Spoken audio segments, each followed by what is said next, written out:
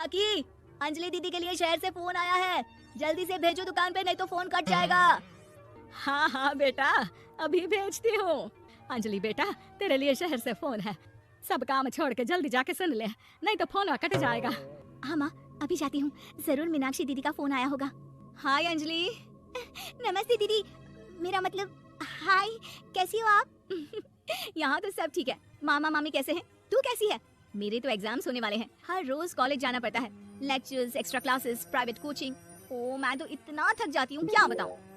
आपकी कॉलेज वाली बहन जी आपको इतना पढ़ाती है तो घर कब जाती हैं आप दीदी?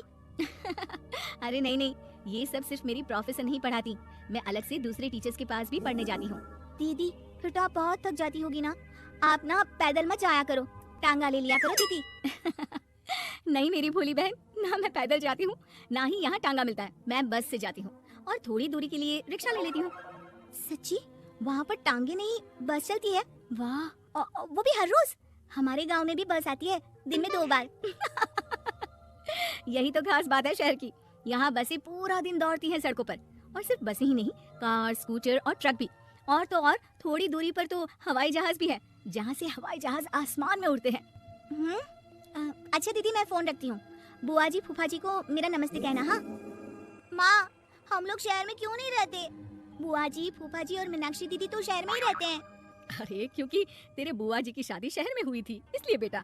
शादी से पहले वो भी तेरे पापा और दादा दादी के साथ गांव में ही रहती थी। तो फिर बा, मुझे शहर भेज दो ना, मैं भी शहर देखना चाहती हूँ। इतनी बार मीनाक्षी दीदी से शहर के बारे में सुन चुकी हूँ, अब मैं भी वहाँ जाकर देखना चाहती हूँ। बस आप मुझे शहर भेज दो। ठीक है, इस बार गर्मियों की छुट्टियों में कुछ दिन रह आना शहर, अपनी बुआ के घर। अब तो खुश ना? हाँ माँ, बहुत खुश। आप देखना मैं शहर जाके कितने मजे करती हूँ। अंजलि अगले दिन स्कूल जाती है और वहाँ अपने सारे दोस्तों को अपने शहर जाने की बात बताकर चिढ़ाती है। अरे श्रद्धा, शीतल, सरोज, तुम लोग इन गर्मियों की छुट्टियों में कहाँ जा रही हो? एकादशी वाले गांव के मेले में। हम तो दूसरे गांव में नानी के घर जाएंगे, उनका घर नहर के किनारे है, बड़ा मजा आएगा। हम इस बार कहीं नहीं जा रहे, बल्कि हमारे घर में रहने के लिए मेहमान आएंगे। और तू?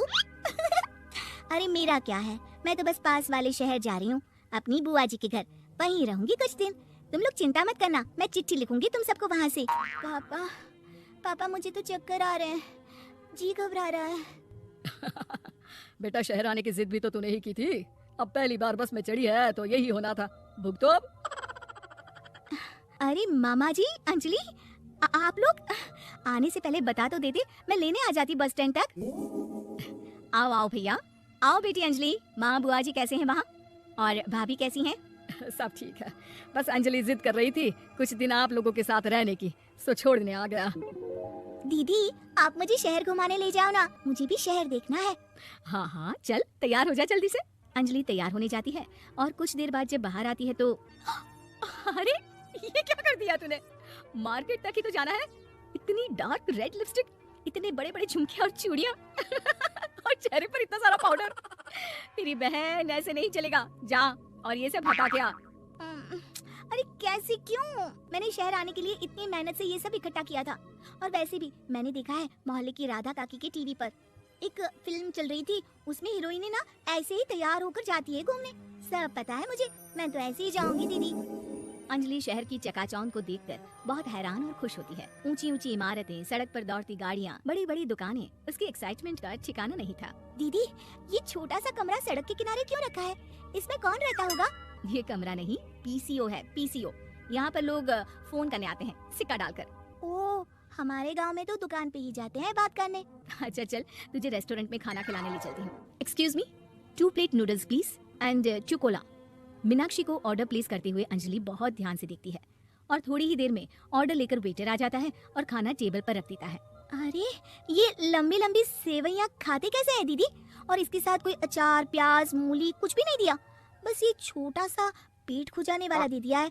गांव में तो छोटे छोटे चावल ही होते हैं जो कि हाथ से ही खा लेती हूँ, अब इसे कैसे खाऊं दीदी? एक्सक्यूज मी, एक चम्मच प्लीज और लिटिल प्याज और अचार और मूली और एक गिलास मट्ठा, वो बाद में। हाँ।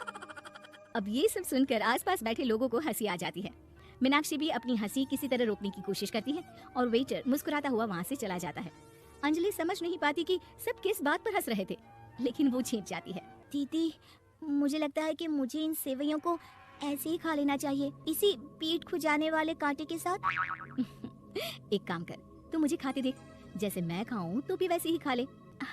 ठीक है दीदी। अंजलि खाते खाते नूडल्स में सिरका ज्यादा डाल देती है, फिर ऊपर से नमक दानी से खेलते हुए काफी नमक भी अनजाने में छिड़क लेती है। अरे ये क्या क्या खा लिया? अरे हाय हाय, कितना कड़वा है। पानी पानी, ये काला शरबत ही पी लेती हूँ। और जल्दबाजी में अंजलि जल्दी जल्दी कोला पी लेती है, जिससे उसके नाक में झंझनाहट होती है। दीदी, मुझे ले चलो यहाँ से, मैं ये सब शहरी खाना नहीं खा सकती। अब शर्म के मारे मीनाक्षी अपनी बहन को वापस घर ले जाती है और कहती है कि देख अंजलि, माना कि शहर और गांव एक दूसरे से बहुत अलग है, लेकिन इसका मतलब ये नहीं कि हमेशा शहर ही बेहतर हो और उस वजह से हमें वो सब करना पड़े जो हम नहीं कर सकते। शहर में सहूलतें तो हैं ही, पर चुनौतियां भी हैं। हम जहाँ भी रहें, हमें कभी अपने आप को कम या ज्यादा नहीं समझना चाहिए। और किसी भी नई जगह में ढलने में समय लगता है, उसके लिए तुम्हें दूसरों की नकल करने की कोई जरूरत नहीं है। बेटा, घूम लिया शहर या अभी और घूमना है? नहीं पापा, मैं अपनी गलती समझ गई हूँ, आप गाँव ही ले चलिए मुझे।